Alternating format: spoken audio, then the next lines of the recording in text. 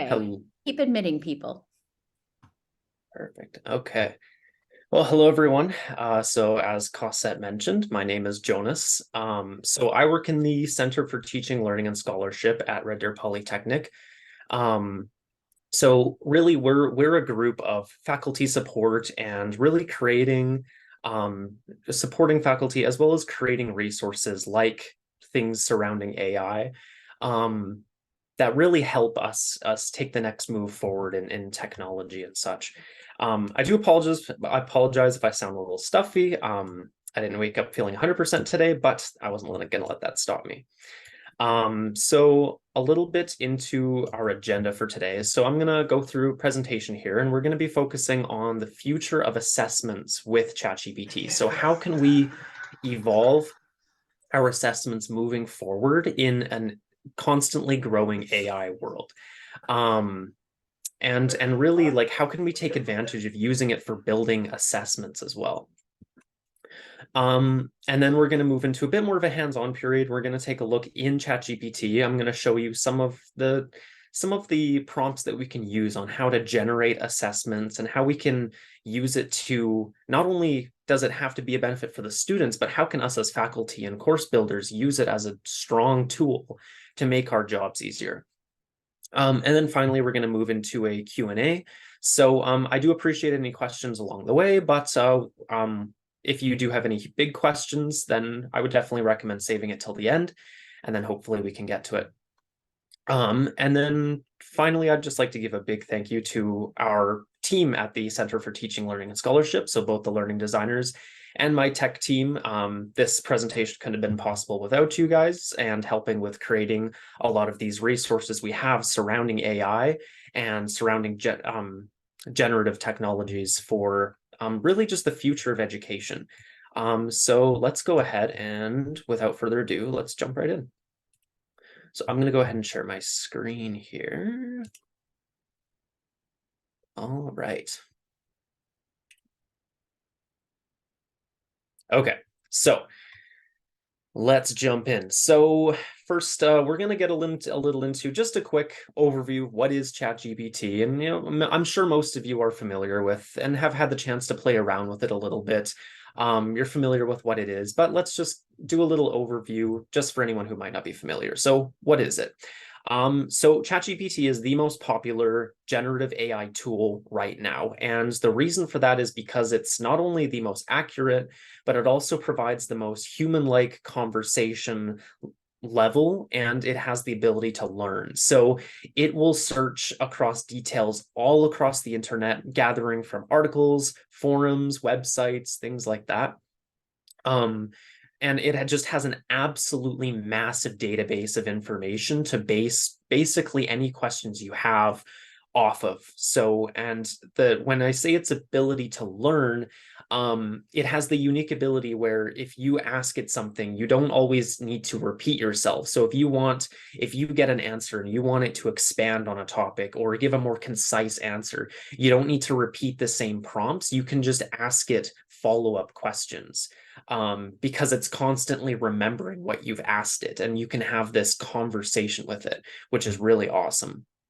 Um, and yeah, so it's really just it's become a really popular and strong tool for these reasons. And unlike chatbots in the past, um, the amount of uses and tools that we've been able to gain from using AI in our day-to-day lives has just been absolutely massive. So how did it become so popular? So at least for students, it became a really, really popular tool for writing factual, well, at least most of the time, factual and concise papers on basically any subject matter. And this has become a bit of a academic dishonesty concern, rightfully so, among a lot of instructors, just because the way that we've traditionally been doing assignments has been very factual based, and that's something that AI is really good at doing. So a lot of times for students, it can write a better paper than they would ever be able to write, and do it with very few grammatical errors and things like that. And then it's also made a lot of repetitive work tasks a lot more streamlined. So ChatGPT can do things like scheduling. It can create calendars, assignment ideas, things like that. So there's a lot of uses for ChatGPT in just day-to-day work life as well as students. So is it free? And absolutely. So ChatGPT 3.5 is completely free to use. You can make an account or you can log in through Google, and you're free to use it basically whenever you want. Sometimes the servers do get a bit overloaded and you'll be stuck in a waiting room to get in. But most of the time it's completely free to use. ChatGPT 4, there is a subscription-based version, though it generally has a little bit more advanced features, can be a little more accurate, things like that. But GPT 3.5 is our main concern for today. So how do you use it? So really prompts are the main thing. So being specific is really important with ChatGPT. The more specific you are, the more specific of an answer you're going to get. And the more broad you are, the broader the answer you're going to get. And then just using relative keywords. So just once you sort of start to use it more, you don't really need to formulate your answer like you're asking a human question. You can just sort of start using commas to separate certain keywords in your prompts. So sort of like capitalize, make this concise, multiple choice, things like that. And then review previous conversations. So, in a conversation you have with ChatGPT, make sure you're remembering what you've asked it already so you don't constantly be having to repeat yourself. Again, back to it having that ability to learn. And then, of course, using prompts. So once you start to learn how to use those keywords, how to be specific, you sort of start to understand the language that you can use when working with ChatGPT. So now let's get to the main focus. So assessments and AI. So really, we need to, with an AI future, traditional assignments just aren't working the same way that they used to. And that's because students are sort of like taking advantage of these AI tools that exist. So really, if we can change the way that educators and course builders approach teaching and learning, then we can work with these tools. And instead of having to, we've seen a lot of feedback, at least at RDP, of looking for AI detector tools, of trying to work against this as much as possible. And I think that at the end of the day, the solution is ultimately that we need to work with this. That if this is a tool that we can use actually to our advantage, and it doesn't have to be this big scary thing that many may see it as. So how can we adapt our assessments in a world growing around generative AI? And today we're going to answer that question. So there's a few different approaches we can take here. So those 5 are making metacognition explicit in the classroom, making creativity at the forefront, emphasizing process rather than the product, considering a learner-centered approach to guide your planning, and then also making your assessments applicable to the real world. So let's go through a few of those and sort of dive into what they mean.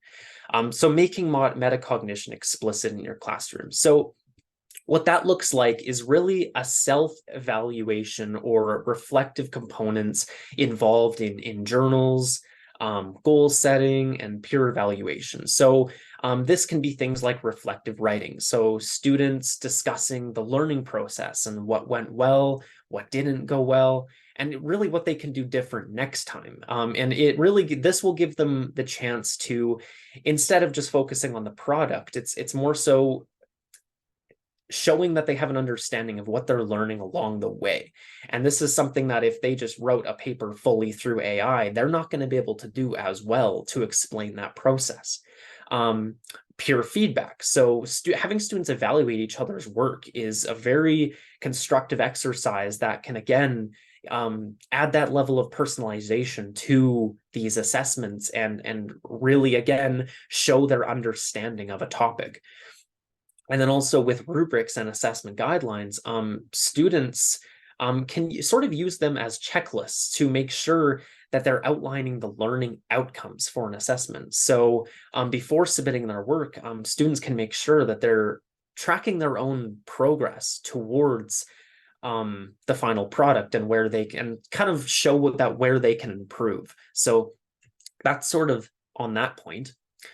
Moving on, creativity is key. So this is something that is really, really important, especially for the future of assessments, because when you add that level of creativity to things, it adds a level of personalization that AI just cannot replicate. So by students showing an understanding of the creative process, it's going to help them develop their individual and collaborative skills.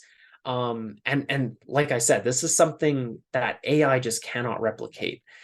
So really just have students be willing to experiment and take risks with testing their ideas. Encourage students to involve their interests in assignments. So if we have an assessment that involves something a student is personally interested in or passionate about, it can really help with motivating the students to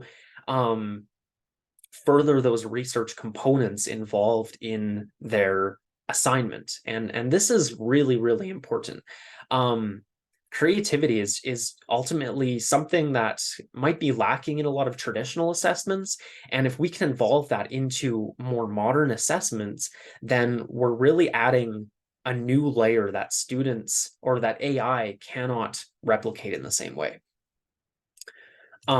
So emphasizing the process rather than the product. So this is a focus more on having multi-step assignments that really incorporate opportunities for redrafting and formative assessments. So in this case, like you could have something like case studies, simulations, open-ended questions, things that, students have a multi-step journey in working towards a final product. And it's not just like a one-time essay that they're writing through a generative AI tool. And then also really having that research component. So having students engage in a body of research, it allows them to develop a deeper understanding of a topic. So this can be a good way to introduce them to literature reviews and critiques. And while ChatGPT it's a great tool for summarizing general knowledge about a topic, it doesn't have access to those academic research databases that you would look into as a student. So really any information gathered from AI needs to be assessed for accuracy and relevance for disciplines. So even if a student does use generative AI to generate something, they still need to have that research aspect behind it to make sure that those things that they're generating from the writing point of view is actually accurate. And this can be great for their future as well, as research becomes a huge part of their career down the line. So the more we can incorporate a research element into assessments, the more we can be setting them up for success in the future as well. And then presentation skills as well. And this is absolutely huge because a presentation is something you really cannot replicate with AI. So with students showing their work and demonstrating the process of everything they've done, it's showing that level of understanding of a topic that wouldn't be shown through just a factual essay. So for example, if students have a written paper on a topic, just consider having them present on their work. And, it can really show as an instructor that if the student really does have an understanding of what they are talking about, because it can become quite clear in their presentation as well. And this also leads into the future as well. Presentations are a huge thing in their future careers. So the more that we can incorporate that into our assessments, the more we are setting them up for success in the future. So consider taking a learner-centered approach to guide your planning. And there's a few different steps involved with this. So with this, it basically means that the teaching shifts emphasis from the teacher onto the student. And there's a few ways that this is done. Project-based learning. So students basically will receive a real-world problem and they analyze they analyze it and they develop a solution to that problem. So examples of this would include visual or multimedia components. So you could do something like a live presentation, a video assignment, have them create a website, research projects, business plans. Like you can really, and again, this feeds into that creativity aspect, have students create a visual product or an audio product or something like that. And you can involve real world issues involved with that again, AI isn't going to have as much knowledge about, especially if it's a more local issue or problem. Inquiry-based learning. So this is going to develop their own guiding questions and really allow students to do more of an investigation in order to answer problems. So things like this would be experiments, again, presentations, research projects, things like that. And really just have students having their own question that they are seeking to find the answer to. Next would be the problem-based learning. So this is similar to the first one, but you're receiving that real world problem and attempting to find solutions. So examples might be a personal response essay, case-based assignments, research proposals, things like that. And again, it's making it more local and authentic, that it's not something that could necessarily be replicated by an AI tool. Case-based learning. So students would receive just a simple dilemma or complex dilemma and some background information around that. And then students need to make decisions about that. And it adds a level of human perspective to it. So this is where, adding a little bit of emotion to an assessment or a problem, again, becomes something that isn't, a student can't use a generative AI for. And this is something like class discussions, debates, case studies and papers, or even just a standard essay, but again, involving more of a human perspective. And in something like a philosophy course, this would be a fantastic aspect as well. And then finally, scenario-based learning. So taking a real-world practice and incorporating an element of interactivity. So this can be a role play, a online or in-person simulations, scenario-based exams, things that really force students to have to take on a role of something, whether it based on the real world, that allows them to develop a further understanding with that. So moving on. So making your assessments applicable to the real world. And we talked a little bit about this before, but this becomes a very, very important point, as it's not truly something that can be done with AI, because we can offer solutions to these problems to require an understanding of the real world context. Artificial intelligence, it can help examine and address these problems, but it's never going to provide the same sort of complete solution that is largely a human issue. So really just make it local for one. So, maybe a local issue, whether it be, something in Alberta or maybe a larger scope like Canada, and have students explore more local knowledge surrounding a topic, and really allow them to personalize the process a bit. So that could mean even working with local organizations for the purpose of an assessment and things like that. And then really making it authentic. So having students engage in something they're personally motivated for. So again, this kind of comes back to involving student interests in assignment. But one way that you can always guarantee students are going to have motivation to push themselves in an assessment is by involving something that's relative to their own life. And if you consider adapting your assessment to incorporate topics, problems, or issues that students are familiar with or their lives are directly involved with, you're going to get a lot more personalized answer that a generative AI tool just cannot replicate in the same way. So to summarize, between those 5 points, the main thing is this is all about adding a human element to assessments. If we can add levels of creativity, having assignment types that really involve more of a human level, like creating videos, creating, doing role plays, things like that. It adds a level of complexity to assessments that AI cannot replicate in the same way.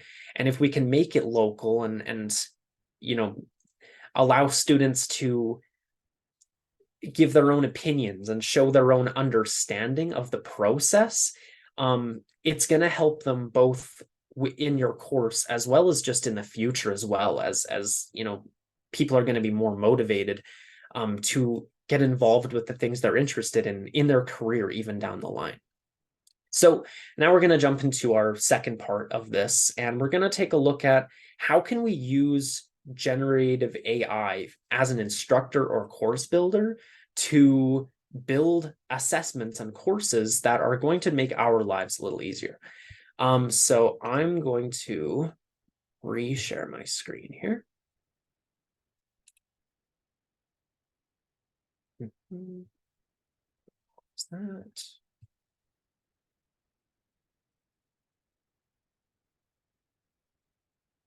Share that. Make sure I'm sharing the correct screen there. Perfect. Okay. So this is ChatGPT, and we are going to actually, I'm going to move this here. Jonas, I don't know if we're seeing your chat. We're still seeing the slides. Oh, right. Oh, now we are. Perfect. Perfect. Okay. Had it on pause. Okay, perfect. Thank you for telling me that. So I'm going to give a little demo here on how we can use ChatGPT in this instance. So let's say we want to build a basic 5-week course, let's say just about the Roman Empire. So let's ask it, build me a 5-week course on the Roman Empire. And this is just to give us an outline of a course where we can sort of, I can demonstrate how we can use it to build assessments from here. So it's going to give us an outline. So it's going to build topics based on its knowledge of the Roman Empire. So week 1, it's going to give us a day-to-day structure of what topics would be covered. So we have week 2, week 3, week 4, and week 5, and gives us all the days and what it covers. Make the screen a wee bit bigger. We've had sorry, it's a little smaller. Is that better? Awesome. Thank you so much. No worries. Okay. Yeah, so we have those weeks there. So let's say, and just to demonstrate its ability to learn, let's say there's something we don't like here. Let's say we don't want week 2 to be about this topic. We can just simply ask it, change week 2.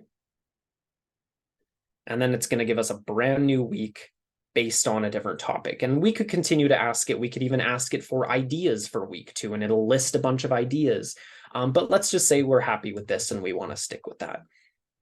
So now let's say we want, based on this week, we want to build a group assessment. So let's be very broad in this sense. Let's just say, build me a group assessment based on week 2. So, of course, it still remembers what week 2 is. So it's going to come up with a random group assessment in this case. So it's going to show, let's say, Roman cultural showcase. So it's going to give you the instructions. So literature and philosophy presentation, art and architecture exhibition, things like that. It's going to give you some criteria, grading, things like that. And, you know, with AI, you're free to change this as much as you want. But and then you can also do the same with exams. So you could say, build me a 10-question exam on let's say week 3 this time. So now it's going to give us some questions. And since I was very broad in this case, it's really not knowing what type of exam we want. So it's just coming up with the points. It's very short answer based, and it's coming up with those 10 questions. So again, based on its ability to learn, we can just ask it, make it multiple choice instead. And so now it's going to generate that exact same exam, but now it's doing multiple choice questions. And you'll notice, again, I wasn't very specific here. It's not giving us the answers. So in this case, when it's done generating, we can just ask it with the answers provided as well. And we'll get a little into, so here it's showing the correct answers involved with that. So here we'll show how we can actually generate some assignment ideas based on this course now. So now that it's had the chance to build up some more information about the course, we've built an exam, we've built a test, now it knows a little bit more about the structure of the exam. So we could say, give me some group assignment ideas based on week, let's say week 3 in this case. So now it's going to give us a whole bunch of ideas, and it's going to involve giving us some group assessments. So it's going to give us the instructions, and we're going to really have some more choices on what we want it to look like. And based on what we were talking about earlier, we can involve a lot of those aspects of future assessments in this. So we could say, make me, or let's say, provide me some assignment ideas based on personal creativity. And based on the layout of this course, now it's going to give us some assignment ideas. But now we're involving a more creative aspect based on what we were talking about earlier. So historical fiction short story, a Roman Empire infographic, a Roman Empire time capsule, a podcast episode, things like that. So again, it's involving more of those things that are involving a more human element and giving us ideas. So let's say we really like this idea. So creative assignment 4, creating a podcast. So let's say, make me a assignment outline for, and we can just say 4 because it knows what that means. So assignment time cap. Oh, actually, yeah. So this is going to show that it's not perfect. So it didn't know that that was number 4. So let's stop that prompt and say, make me an outline for the Roman Empire podcast assignment. So now that we've specified that, it should know what that means. So now it's going to give us instructions, topic selection, research and script writing, recording and editing, and it's going to give us grading criteria, things like that. And we can even take this even further, and we can say we want a rubric made for this. So make me a rubric out of 25 points, 5 categories total. And we can have ChatGPT make us an entire rubric based on this topic. So topic selection, it's going to give you all 5 points. Research and script, recording and editing. And it should, as long as it's deciding to work with me today, be out of 25, which it is, and that's perfect. And oftentimes it didn't decide to do it today, but it will actually put it in the layout of an actual rubric as well. So we could say, put it in chart form. And now it should lay it out like a chart. Not as nicely here, but at least it's nice and easy to copy and paste in this sort of format. So really, and so just to show off another thing that it can do in terms of marking help is, let's say we have an essay here. So let's start a new conversation. So that sort of shows a little bit about how you can use it for building assignments. But how can we use it to help us even with marking? So in this new chat here, so I have this template essay I found online, just a short thing, and we can ask it, search for any grammar errors. And of course, you can use something like Grammarly for this, but this is just to demonstrate that you can also use ChatGPT to analyze a student's paper as well. So even as an instructor, you can simplify your life just by using ChatGPT to make it a little more, the marking process a little more simplified. So you'll see it notice the issue of 500,000, they were missing a 0 there. So it corrected that. And sometimes it won't be completely correct. It's just providing with what it looks like. And oftentimes a lot of instructors who are wondering about AI detection tools, they're always searching for some sort of external tool. But one thing with ChatGPT is you can use ChatGPT as its own source of seeing if something is AI generated or not. And it's not, again, not completely accurate, but you can take this same essay and ask it something along the lines of, does this sound like it was AI generated? And it's going to say, no, this passage does not sound explicitly like it was generated by AI. It reads like a coherent and well-structured piece of writing with clear information. So it can, you know, a lot of people are wondering about external tools, but you can just use ChatGPT as your source for just, I mean, again, it's not going to be 100% accurate, but you can use it to determine if something just at least sounds like it was something that was generated by AI. So yeah, really the point of this was I wanted to show you how you can make your life easier as an instructor or a course builder for developing your assignments and really involving more of a creative process or a personal process involved in your assignments. And you don't necessarily have to be the one to come up with all of these ideas on your own, because it can be difficult to have to change your assignments, especially if it's a course you've been teaching for some time. And this is just how you can use ChatGPT as a tool to help you with that process of adapting your courses for the future of generative AI. So I'd like to move, so we have about 7-8 minutes left. So I'd like to move into a question period. I'll stop sharing my screen here.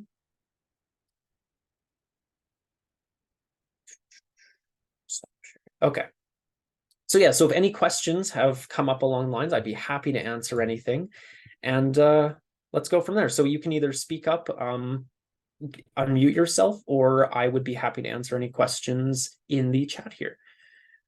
Please join me in using your reactions to clap and give Jonas some thank you, just in case you have to leave during the question period. So please, many thanks to Jonas for this thoughtful talk. We have been collecting chat questions that have been coming up along the way. Anita's got the questions recorded, so I'll let Anita provide a couple of the chat questions first, and then we'll open up the floor. Sure. A couple just at the end, Jonas, but early on, there was a little bit of a back channel conversation about the availability of academic database material becoming available. There was questions of, is it coming? Is it sort of coming? Brad, you had some input. Did anybody want to speak or on that, or ask a question on that topic?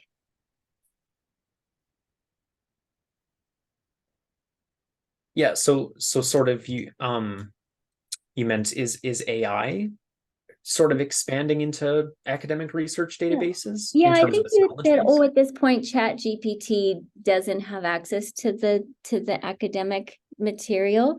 You know, you ask it for a reference, Right. and it says, I don't know, Yeah, go look it up in a database, use these search terms.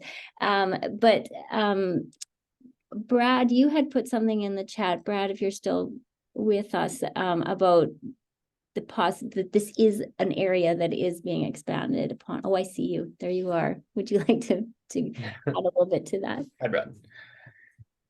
Hi, Jonas. It was a great presentation. So first off, thank you very much. I thought it was a great walkthrough of how you can engage with the tool in a conversation, yet have it produce resources that instructors can use with students or for their own administrative purposes in some respect in terms of course development. So the access to academic databases, yeah, they're not ChatGPT specifically, but there are tools like Perplexity AI, Elicit that allow you to access academic databases, and they will allow you to do preliminary sort of literature reviews, produce annotated bibliographies, that kind of thing. And some of Right. them are for pay and some not so much. On OpenAI's GPT front, in particular the subscription version, Right. things have changed a lot in the last 7 days, Jonas. There are some massive shifts where individuals are now able to customize for themselves GPT sites that they can upload specific databases to, as well as to give access to existing databases on the web. And basically yesterday was when this was announced or became a reality. Right. And so for folks who are able to spend the $20 US or $21 US a month, it's going to be a game changer, I think, Yeah. in many 100%. respects. I don't know. I'm just curious, Jonas, has Red Deer Polytechnic played with the subscription version? Have you played with Microsoft's chatbot Bing, which of course in creative mode gives you access to GPT-4? Or have you explored any of those technologies? We haven't had the chance to touch much on GPT-4. Mostly just 3.5 for now. I've personally played around with the Bing tool a lot, but I haven't gotten so much into looking at academic research databases in that aspect. But yeah, like, obviously I think that's something that was bound to happen at some point, getting access to those sorts of things. And again, that just sort of shows where we need to continue to always be willing to adapt. And, even though it's expanding on where students are, able to pull even more information from, it just shows even more why we need to focus more on them showing their understanding of that content rather than just being able to recite the content. So, yeah. Just one last thing, Jonas. I think you were exactly on the mark with the sort of process-oriented pedagogy piece, where you were focusing on iterative, scaffolded, sort of broken into stages or steps. I think that's a great way to approach this issue. Obviously, authenticity and authentic assessment is going to be front and center. There are some frightening recent some research that seems to indicate that some of these tools are capable of producing reflective writing that humans are unable to distinguish between human-produced and AI-produced reflective pieces. So down the road, that could become a pain point for us as well. But I'll leave it at that for the moment. And I look forward maybe to touching base with you at